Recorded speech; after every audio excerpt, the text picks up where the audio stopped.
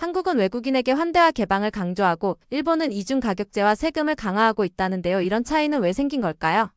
아무래도 근본적인 이유는 그 관광객 수의 차이가 좀 크게 나서 좀 이러한 현상이 벌어진다고 생각을 합니다. 한국하고 일본에 들어오는 외국인 관광객 수를 비교를 해보면 일본에 들어오는 관광객 수가 압도적으로 많습니다. 그러다 보니까 뭐 일본에서는 현재 뭐 오버투어리즘이다 뭐 이러한 말들도 많이 나오고 있고 해서 뭐 여러 가지 좀 관광객들로 인한 문제점들이 많이 발생하다 보니까 좀 이런 것들이 부각이 돼서 좀 이거 관광객 좀 많이 더 받으면 안 되는 거 아니냐, 좀 줄여야 되는 거 아니냐 하면서 그러한 것들 때문에 뭐 이중 가격제, 그러니까 외국인에게는 돈을 더 받는, 예를 들면은 일본인한테는 뭐 1,000엔을 받지만 외국인한테는 2,000엔을 받는 뭐 이러한 가격을 도입해야 된다. 그리고 실제로 이 이중 가격제를 도입하는 가게들이 최근에 굉장히 급격하게 늘어나고 있습니다.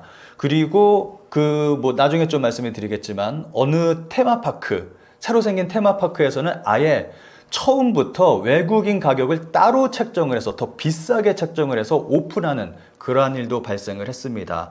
그래서 뭐 한국과 일본 비교해 본다면 한국 같은 경우는 뭐 아직까지는 그렇게 크게 외국인 관광객들이 들어오는 그런 상황은 아니기 때문에 뭐 오버투어리즘 한국에도 있긴 있지만 뭐 일본처럼 그렇게 많지가 않으니까 한국은 그렇게 또 이런 문화적 차이도 있는 것 같아요. 일본 같은 경우는 이제 오버투어리즘이라고 말을 하면서 이게 일종의 외국인 혐오로 좀 번지는 그런 흐름도 있기 때문에 좀 아무래도 이게 외국인 차별로 이어지는 그런 분위기도 있습니다. 일본에서는. 이러한 것 때문에 이제 한국과 일본 좀 이런 차이가 있는 것 같습니다. 우리는 아무래도 외국에서 손님이 오면은 손님 대접을 한다. 좀 이러한 게 있잖아요. 그래서 외국인이 오면은 뭐 공짜로 막 퍼주고 막 이러한 식당들 있고. 그런데 좀 이러한 분위기로 봤을 때는 좀 한국과 일본은 이러한 부분에서 좀 차이가 나는 것 같습니다. 일본에서 지금 나오고 있는 말이 지금 숙박세, 그리고 관광세, 출국세, 뭐 이러한 것들 이야기가 나오고 있거든요. 외국인을 상대로 해서 돈을 더 받는 거죠. 국가가 나서서. 이중가격제 같은 경우는 아무래도 민간 차원에서 좀 외국인들에게 돈을 더 받는다라고 한다면은 지금 말씀드린 숙박세, 관광세, 출국세 이런 거는 이제 일본 정부에서 외국인들이 일본에 들어왔을 때 그리고 일본에서 나갈 때 돈을 더 받겠다 뭐 그러한 이야기를 하고 있고 2028년부터는 J-이스타라는 제도를 도입하려고 하고 있습니다. 이거는 미국에서 지금 실시하고 있는 건데 입국 전에 이제 온라인을 통해서 그 일본에 간다라고 이제 신청을 하면은 일본 정부가 이걸 승인을 해야지 입국할 수가 있는 겁니다. 한국인 같은 경우는 무비자로 일본에 들어갈 수가 있는데 무비자 국가도 이 그 J-이스타를 신청을 해야 됩니다. 2028년부터. 아무래도 좀 이렇게 강력하게 외국인에 대한 규제가 일본에서는 좀 나오고 있는데 그 근본적인 이유를 본다면은 좀 외국인 배제 좀 이런 쪽으로 초점을 맞추면 좋을 것 같아요. 지금 이 영상이 뭐 나가는 시점이 언제가 될지 모르겠는데 자민당 총재 선거 당시에 각 후보들이 내세운 공약을 보면 전부 다 외국인에 대한 그러한 공약을 내세우고 있습니다. 그 참정당의 출연으로 인해서 일본에서는 외국인에 대한 배제, 그러한 이미지, 그러한 분위기가 굉장히 일본 사회에 크게 번지고 있습니다. 그래서 이러한 관광 정책에도 좀 이러한 것들이 방영되지 않았나 좀 그러한 생각이 듭니다. 그리고 이러한 정책이 일본에서 뭐 일본인들이 전부 다 그 찬성하는 것도 아니에요. 뭐 오버투어리즘이라고 말은 하지만 그 오버투어리즘에 적용되는 지역은 굉장히 국한적입니다. 제한적인 지역에서만 오버투어리즘이라고 말할 수가 있습니다. 도쿄, 오사카, 교토 이 정도로 이제 관광객들이 많이 가는 지역은 뭐 관광객들이 많이 넘쳐나겠죠. 그런데 다른 지방 도시들은 관광객들이 많지가 않습니다. 그래서 이렇게 뭐 관광세, 뭐 숙박세, 출국세 이런 거 하면 안 된다라는 목소리가 일본 지방에서는 나오고 있습니다. 오히려 우리는 외국인 관광객들이 안 들어오는데 이런 거 뭐 이중 가격제 하고 막 하면은 오히려 더 우리한테는 불이익이다. 우리 지방한테는 더 불리하게 된다. 하지 말아야 된다라는 그러한 목소리가 나오고 있습니다. 좀 일본에서도 이러한 관광지 관광지에 대한 극과 극의 좀 그러한 분위기가 형성되어 있어서 좀 이러한 의견들도 좀 갈리고 있는 그러한 분위기에 있습니다. 외국인에게 더 비싼 요금을 부과하는 일본 정책은 국가 이미지에 어떤 영향을 주고 있나요? 아무래도 일본 관광하면은 다들 뭐 잘 아시겠지만 가성비죠. 뭐 아시아 국가만이 아니라 미국, 유럽 이쪽 사람들도 일본에 가서 정말 싸다. 아니 이렇게 좋은 음식을 이렇게 고급 음식을 이렇게 싸게 먹을 수 있다고 다들 이렇게 얘기하고 아니 이렇게 좋은 물건을 이렇게 싸게 살 수 있다고 그렇게 이야기를 합니다. 일본 TV를 보면은 최근에 정말 많이 나오는 게 외국인들, 일본 관광 온 외국인들 인터뷰하는 그러한 방송이 굉장히 많이 나옵니다. 다들 이야기하는 게 일본은 싸다. 어떻게 이렇게 쌀 수가 있냐라고 놀라면서 이야기하는 걸 볼 수가 있는데 만약에 이렇게 이중가격제가 일반화가 되고 그리고 여러 가지 외국인에 대한 세금이 올라가고 한다면은 그 가성비에 대한 메리트는 사라지겠죠. 이미 일본 같은 경우는 그 가성비가 점점 사라지고 있습니다. 제가 볼 때는 일본은 가성비 국가가 아니라고 생각을 합니다. 뭐 비행기 티켓이 조금 싸고 그리고 거리가 가깝고 뭐 이 정도뿐이지 지금 호텔 가격 보면은 제가 너무 깜짝 놀란 게 예전에 비해서 한 2배 정도는 오른 것 같아요. 정말 부담스러워서 일본 호텔에는 머물 수 없겠구나 하는 그러한 생각이 들었거든요. 저는 뭐 개인적으로 일본에 가면은 지인들이 먹여주고 재워주고 해서 저는 일본에 가도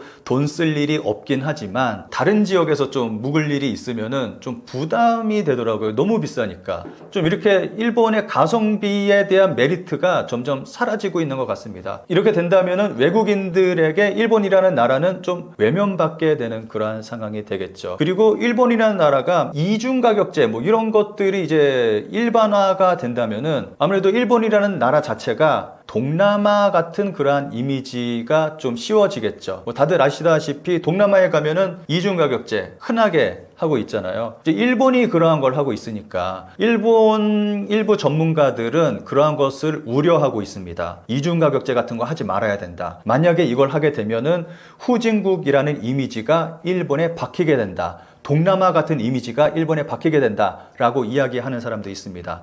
그래서 만약에 이게 일반화가 된다면은 개발도상국, 좀 동남아 뭐 이러한 이미지가 일본에 바뀌게 되겠죠. 국립중앙박물관 무료 개방, 경복궁 한복 무료 입장 같은 정책이 외국인들에게 어떤 긍정적 효과를 주고 있나요?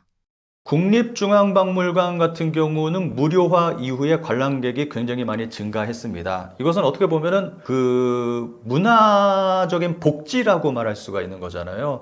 이제 나라가 이제 국민에게 이러한 문화를 누려라 라고 이제 복지를 하는 건데 이게 이제 외국인들도 그러한 복지를 누리고 있는 겁니다. 뭐 또 다른 예를 든다면은 대중교통. 뭐 외국인들 한국에 와서 뭐 지하철도 타고 하는데 이것도 가격이 굉장히 저렴하잖아요. 다른 나라들 가면은 굉장히 비쌉니다. 특히 일본 같은 경우는 모든 것이 다 민영화가 돼가지고 특히 대중교통 같은 경우 굉장히 비쌉니다.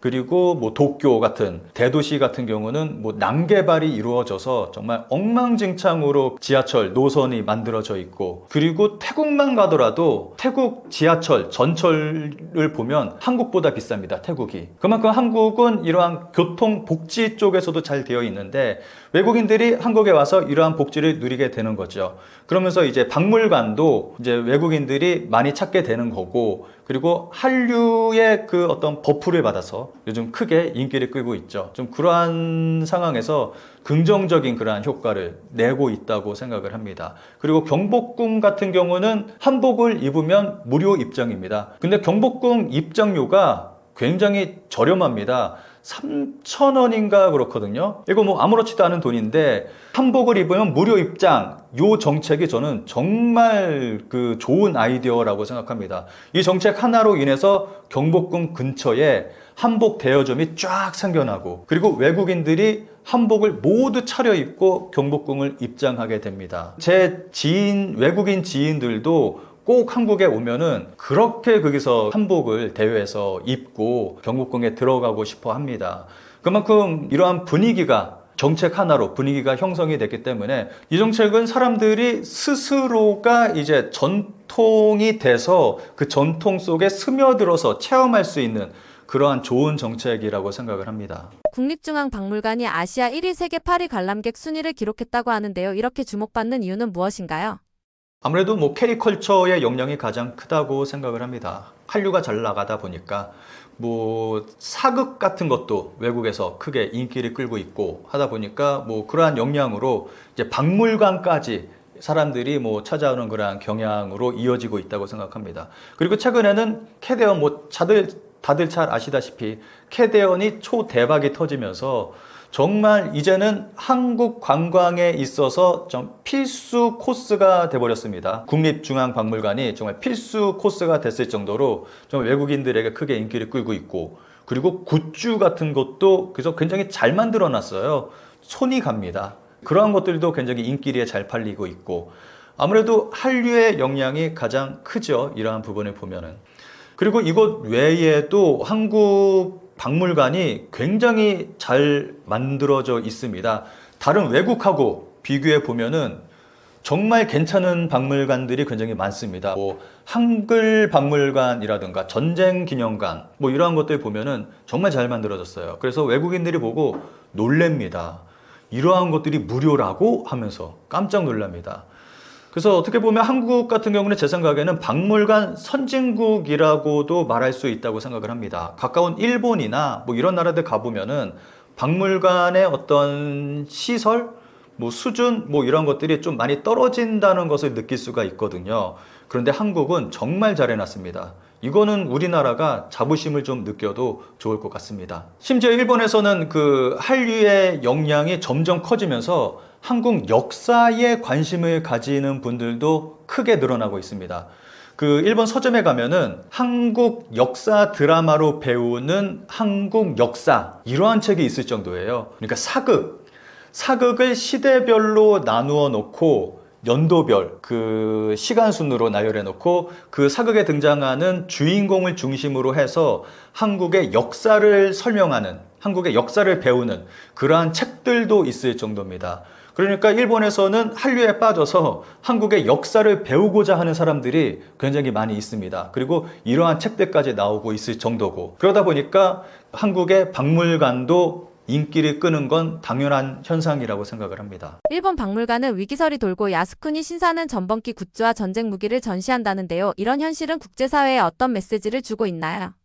우선 좀 제가 기사를 하나 준비했는데 이 기사를 좀 보면서 설명을 드리도록 하겠습니다. 도쿄 국립박물관 관장이 긴급 기고, 이대로는 국보를 지킬 수 없다. 이게 2023년도에 나온 기사인데 정말 충격적입니다. 2023년도에 도쿄 국립박물관 관장이 대국민 호소를 했습니다. 대국민 호소. 그 호소 내용이 돈이 없습니다예요. 돈이 없습니다. 나라에서 돈을 안 줘서 박물관 운영이 힘듭니다. 이러한 얘기를 하고 있습니다. 도쿄 국립박물관 같은 경우는 이제 우리나라의 국립중앙박물관 같은 수준이거든요. 일본에서 가장 대표적인 그러한 박물관인데, 그 박물관에서 사용할 돈이 없다. 박물관 운영을 할 수가 없을 정도다라는 이야기를 하고 있습니다. 그 박물관 같은 경우는 습도라든지 뭐 온도라든지 이런 것들을 굉장히 민감하게 잘 유지를 해야 되는데, 돈이 없어서 냉방도 제대로 할 수 없고 난방도 제대로 할 수 없다. 최근에 이런저런 전쟁으로 인해서 에너지 비용이 굉장히 크게 상승을 했잖아요. 그러니까 그 부분에 대해서 돈을 받지 못하고 있다. 지금 이러한 부분을 해결하지 못하고 있다라고 이야기를 하고 있고, 또 도쿄 박물관 같은 경우는 구관 같은 경우는 지어진 지 150년이 됐습니다. 그리고 신관은 60년이 됐습니다. 건물이 아무래도 뭐 좀 오랜 역사를 지니고 있는 건물이긴 하지만 오래되다 보니까 유지 보수를 해야 하잖아요. 수리를 해야 되고 또 여러 가지 좀 보수를 해야 되고 해야 되는데 그거 손볼 돈조차 없다. 나라에서 돈을 주지 않는다라고 이야기를 하고 있습니다. 그래서 현재 박물관에 있는 그 유물들이 지금 손상이 될 위기다, 이러한 말까지 했습니다. 아무래도 좀 심각한 그런 상황에 있는 거죠. 그리고 일본에는 5,700개의 박물관이 있는데 여기서 80%가 공립입니다. 근데 이 박물관들이 전부 다 나라에서 받는 그 지원금이 적어서 굉장히 문제가 많이 발생하고 있습니다. 굉장히 힘들어하고 있습니다. 좀 그래서 일본 박물관들은 전반적으로 전체적으로 좀 이러한 문제에 휩싸여 있는 그러한 상황에 있습니다. 이러한 이유가 지금 일본 정부에 돈이 없어요. 좀 여러 가지 사용해야 될 곳은 많이 있는데 돈은 없고 하다 보니까 이런 박물관이라던가 좀 이러한 부분에서 이제 비용 지출을 줄이고 있는 것 같습니다. 특히 일본 같은 경우는 키시다 정권 때 방위비를 2배로 올린다. 일본 GDP의 2배로 올린다라고 했고,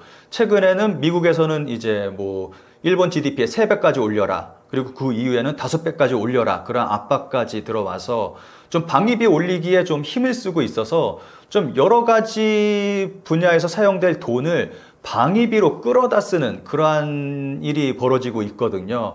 그래서 아무래도 좀 박물관으로 가야 될 돈도 이제 좀 다른 곳으로 쓰여지고 있지 않나. 그래서 돈을 주지 못하고 있는 상황에 있다고 생각을 합니다. 그리고 도쿄 국립박물관의 가장 큰 문제점이라고 한다면은 도쿄 국립박물관에 오구라 컬렉션이라고 있습니다. 일제강점기 때 이제 일본인들이 마구잡이로 한국에서 도굴을 했습니다. 그런데 그때 오구라가 그 도굴된 물품들을 우리나라 그 유물들을 다 싹 사들였습니다. 그리고 일본으로 튀었습니다. 다 가지고. 나중에 오구라가 사망하고 오구라의 아들이 그 유물들을 전부 다 도쿄국립박물관에 기증을 해버렸습니다. 그래서 정말 귀중한 한국의 역사적 가치, 사료적 가치가 높은 그러한 우리의 문화재들이 지금 도쿄국립박물관에 잠들어 있습니다. 정말 큰 문제죠. 이거는 우리가 다시 좀 돌려받아야 되는 겁니다. 이거는 국가적 차원에서 좀 굉장히 좀 강하게 일본에 좀 이야기를 하고 그 반환할 수 있도록 좀 이야기를 하면서 정책을 세워야 된다고 생각을 합니다. 게다가 또 다른 문제는 지금 방금 말씀드렸듯이 일본의 박물관들이 돈이 없어서 박물관 운영을 하기가 힘듭니다. 이런 상황이라면은 일본의 그 문화재조차도 현재 보관하기 힘든 상황인데 과연 우리의 문화재를 얘네들이 제대로 잘 관리할 수 있을까요? 좀 이러한 생각이 들기도 합니다. 예전에 일본이 우리의 문화재 돌려주지 않는다는 이유를 들면서 한국은 이걸 제대로 관리할 만한 능력이 안 된다. 그렇기 때문에 우리가 보관하는 거다. 이러한 얘기를 했었어요. 근데 지금은 반대 상황입니다.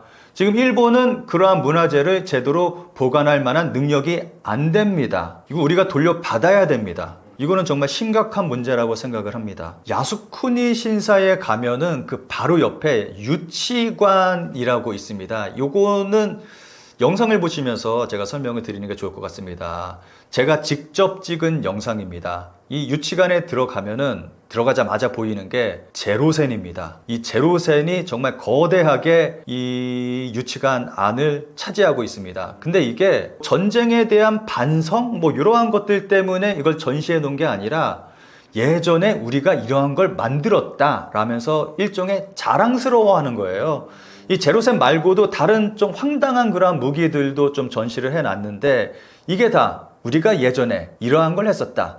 예전에 우리는 이러한 과거의 영광이 있었다라는 걸 보여주기 위해서 이것들을 전시해 놓고 있는 겁니다. 굉장히 충격적입니다. 이게 그 유치관 같은 경우는 야스쿠니 신사하고 뭐 거의 하나입니다. 하나의 덩어리입니다. 하나의 덩어리로 이게 지금 건축이 돼서 운영이 되고 있기 때문에 그냥 야스쿠니 신사라고 봐도 무방합니다. 그러니까 야스쿠니 신사에 이러한 것들이 이제 전시가 되어 있는 거죠. 황당하죠.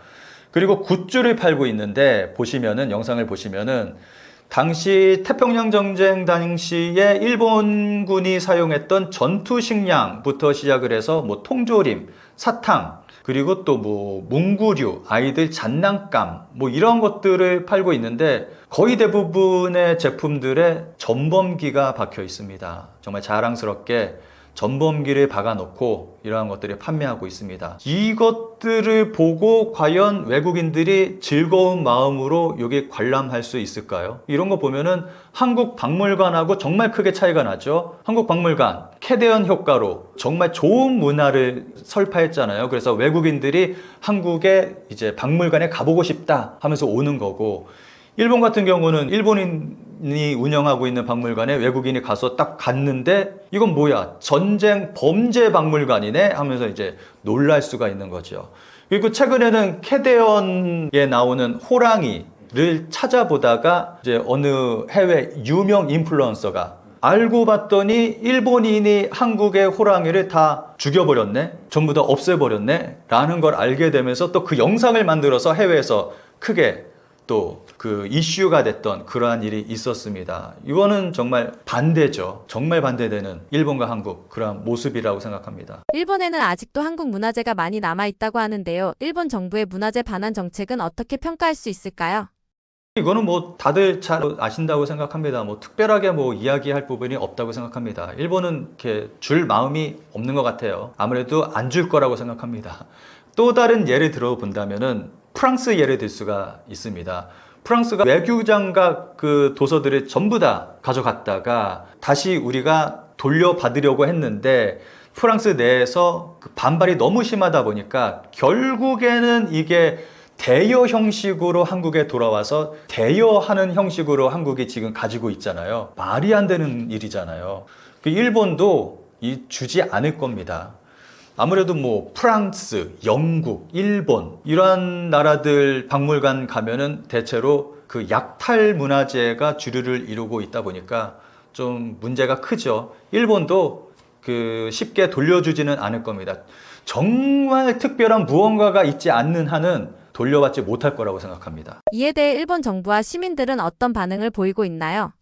아무래도 뭐 일본 정부는 뭐 주지 못하겠다 그러한 반응이고 일본 시민들도 똑같습니다. 일본 정부하고 생각하는 게 아무래도 뭐 일본 언론에서 그렇게 이야기를 하고 일본 정부에서 이렇게 이야기를 하고 하다 보니까 일본 시민들도 뭐 그게 맞춰서 아 그렇구나 라고 생각을 하는 거지 이 부분에 대해서 깊게 생각하는 일반 일본인들은 저는 없을 거라고 생각합니다. 정말 좀 깨어있는 지식인 좀 진보적인 일본인들은 돌려줘야 된다라고 말은 하고 있습니다. 근데 문제는 그러한 일본인들이 극소수에 불과하다라는 거죠. 대부분의 일본인들은 관심도 없고 뭐 대체로 일본 언론 그리고 일본 정부가 이야기하는 거에 좀 쏠려가는 그런 분위기입니다. 최근 도쿄, 오사카, 나고야에서 젊은 여성들이 길거리에서 성매매를 제한하는 타침보 현상이 급증하고 있습니다. 단순히 개인 생계 수단인가요? 이게 타침보 같은 경우는 두 가지 부류로 볼 수가 있습니다. 첫 번째는 호스트바에서 유흥을 즐기기 위해서 돈을 쓰는 여성들이 많이 있는데 그 유흥을 위해서 이제 돈을 벌어들이기 위해서 이제 거리로 나오는 그러한 여성이 있는가 하면 진짜로 생계를 위해서 일하는 여성도 있습니다. 아무래도 이제 코로나 이후로 여러 가지 일본에서 문제가 발생을 하면서 좀 생계에 어려움을 겪고 있는 사람들이 많이 있거든요. 그래서 좀 거리로 나오는 그러한 여성들이 많이 있습니다. 심지어는 뭐 학교 선생님인데 이걸 하다 걸렸다. 뭐 이러한 기사도 좀 종종 나오고 있고 해서 좀 생계적인 부분도 꽤 작용을 하고 있습니다. 그리고 이걸 직업 삼아서 하는 사람들은 일본에만 있지 않고 또 해외 원정을 나가서 또 좀 세계적으로 무리를 일으키는 경우가 있거든요. 보통 뭐 미국, 캐나다, 호주, 한국, 홍콩 뭐 이런 쪽으로 많이 가고 있는데 좀 거기서 이제 좀 적발되는 경우가 많이 있죠. 특히 미국 같은 경우는 그 일본 여성들이 너무 많이 들어오다 보니까 일본 여성들에 대한 입국 금지가 크게 늘어나서 좀 일본 사회에 문제가 되고 있는 그러한 상황에 있습니다.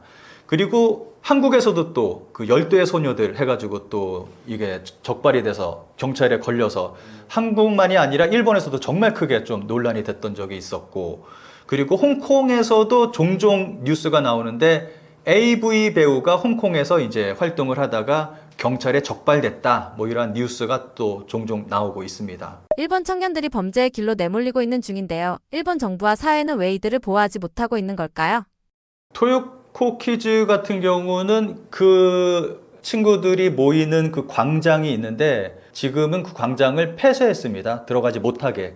뭐 그런 식으로 좀 지금 문제 해결을 하려고 좀 노력을 하고 있는 것 같고 근데 이거는 일본만이 아니라 전 세계적인 문제인 것 같아요. 어느 나라를 가든 그리고 어느 시대에든 청소년 문제는 존재하고 있었기 때문에 좀 이거는 제가 볼 때는 일본만의 문제가 아니라 뭐 전 세계적인 어느 나라에나 발생할 수 있는 그러한 문제라고 생각을 합니다.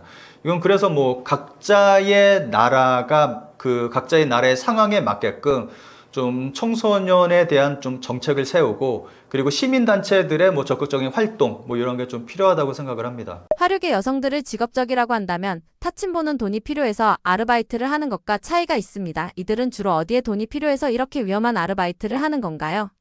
아까 말씀드렸듯이 뭐 유흥을 위해서 호스트바에 빠져 있는 그러한 여성들이 좀 있어서 좀 그쪽에 돈을 내기 위해서 좀 너무 많이 놀다 보니까 빚을 진 그러한 사람들이 많이 있는 것 같더라고요. 좀 그게 또 사회 문제가 돼가지고 좀 뉴스에 많이 나오고 하는데 좀 그러한 것들 때문에 이제 거리로 나오는 그러한 여성들이 있고 그리고 일본 같은 경우는 이제 생계를 위해서 또 하는 여성들이 있는데 일본 같은 경우는 지금 그 물가는 올라가고 그리고 세금도 지금 굉장히 많이 올라가고 있습니다. 반면에 일본인들의 소득은 고정되어 있습니다. 올라가지 못하고 있기 때문에 실질 소득이 마이너스로 점점 떨어지고 있는 상황에 있거든요. 그래서 일본인들이 생활하기에 굉장히 힘든 상황에 놓여 있습니다. 그래서 좀 여성들 같은 경우는 좀 생계를 위해서 이제 거리로 나오는 타침보라던가 아니면 파파카츠 온라인상에서 하는 파파카츠 뭐 이런 쪽으로 이제 활동하는 여성들이 점점 늘어나고 있는 상황입니다. 야쿠자와 같은 세력이 타침보 뒤에 있는 것이 아니라 이들은 개인 사업자라고 들었습니다. 월 1,000만 원 이상 버는 타침보도 있다고 들었습니다. 사실인가요? 최근 일본에서 정말 크게 논란이 된 4인조 타침보 여성들이 있습니다. 지금 사진에 보시는 이 4인조 여성들인데 이 여성들이 외국인을 상대로 활동을 하다가 경찰에 적발이 된 거예요. 그런데 이 여성들이 좀 악질적으로 좀 활동을 해서 좀 돈을 벌었거든요. 이제 외국인 남성을 호텔로 끌어들여서 이제 서비스를 해주겠다라고 말을 했는데 이제 서비스는 해주지 않고 그리고 심지어는 셋업 범죄까지 했습니다. 남성을 호텔로 끌어들인 다음에 이제 거기서 이제 알고 있는 남자들이 호텔로 쳐들어와서 이제 돈 내놔라. 좀 이런 식의 셋업 범죄까지 해서 돈을 끌어 모은 거죠. 그러다 보니까 이걸 당한 외국인들이 경찰에 신고를 하면서 적발이 되면서 이게 크게 일본에서 논란이 됐습니다. 그리고 이 사진의 밑에 자막 보시면은 그 중에 한 명은 2년 동안 1억 1,000엔, 그러니까 하나로 한 11억 원을 벌었다라고 합니다. 굉장히 많은 돈을 번 거죠. 그래서 더 크게 좀 논란이 됐습니다. 일본 젊은 여성들의 성매매가 외국인들에게 일종의 관광산업으로 소비되는 이런 상황을 어떻게 해석해야 할까요? 일본의 대표적인 그 성과 관련된 관광지가 있습니다. 오사카의 토비타 신치라고 그것이 굉장히 좀 유명한, 굉장히 광범위하게 그 홍등가가 형성되어 있는 그러한 지역인데 트립 어드바이저의 그 관광지로 소개가 될 정도로 지금 이미지 보시면은 트립 어드바이저에 소개가 돼 있습니다. 관광지예요. 이게 이제 홍등가인데 그러한 목적으로 가는 곳인데 일본의 대표 관광지로 소개가 된 거죠. 뭐 이러한 곳이 있고 그리고 최근에는 이제 거리의 여성들이 쫙 늘어서 있다 보니까 이걸 구경하기 위해서 이 지역을 찾는 그러한 사람들도 꽤 있습니다. 아무래도 가장 큰 문제는 거리의 여성들이라고 볼 수 있겠죠. 타침보라고 볼 수 있겠죠. 이제 점점 이 여성들이 크게 늘어나고 있다 보니까 좀 사회 문제가 되고 있고 제가 볼 때는 일본 사회가 점점 어려워지고 있잖아요. 일본인들의 수익이 점점 줄어들고 있고 실질 수익 마이너스가 돼가고 있고 하다 보니까 삶이 어려워지고 있다 보니까 이런 사람들 더 많이 늘어날 거라고 생각합니다. 더 큰 사회 문제가 될 거라고 생각합니다. 태국에 가보신 분들은 잘 아시겠지만 그 방콕에 제가 처음 갔을 때 정말 깜짝 놀랐거든요.